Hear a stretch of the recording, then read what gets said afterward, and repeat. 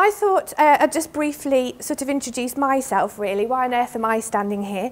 I've worked in communications for just over 17 years and worked for some big blue chip organisations, so WH Smith, British Gas, O2 and Barclays. And yes, they are all blue in colour and across pretty much every industry. I now work at RSA, the insurance company, so departing from the blue brand palette into a purple and pink one. It was quite a good change.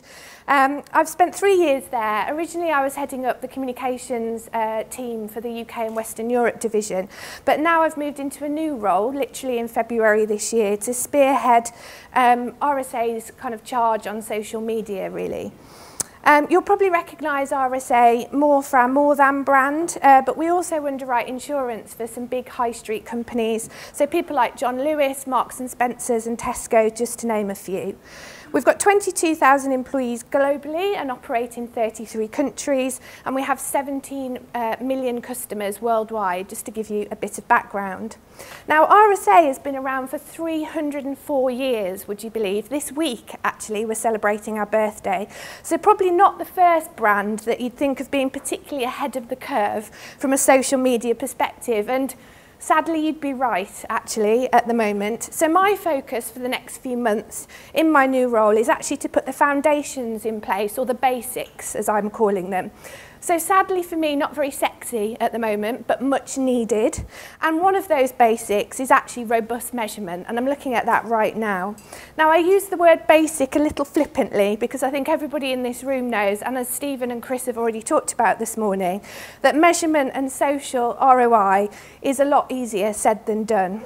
Now, I have a daunting task ahead of me to convince the board, and I thought a long time about how to phrase this in the most polite way, but a board that are made up of white males in their mid-50s, and I need to convince them that social is vital to modern business, that it's an important mix in a modern marketing strategy, and more importantly for them and our current business situation, that actually social can be monetised. To do this, as Stephen's already alluded to, the catchphrase of this morning, we need to measure and not count, which is why I was so keen to get involved with the mission of the IPA Social Works. Now, I think we've also alluded to this morning, but I could go along to the board meeting quite easily actually and talk about the followers, fans, number of likes we've got, and to be honest, that would paint a pretty healthy picture, but that won't help me move forward. It won't help me get the valuable resources, both people and budget, that I need to execute a meaningful strategy in the future. So instead, I'm looking to prove the value that social can add to a business and its bottom line. And those benefits, interestingly, are not solely unique to marketing. The challenge is that social has the potential to benefit multiple areas of the business, from customer service to claims, brand and external communications, even risk and audit, I'm discovering.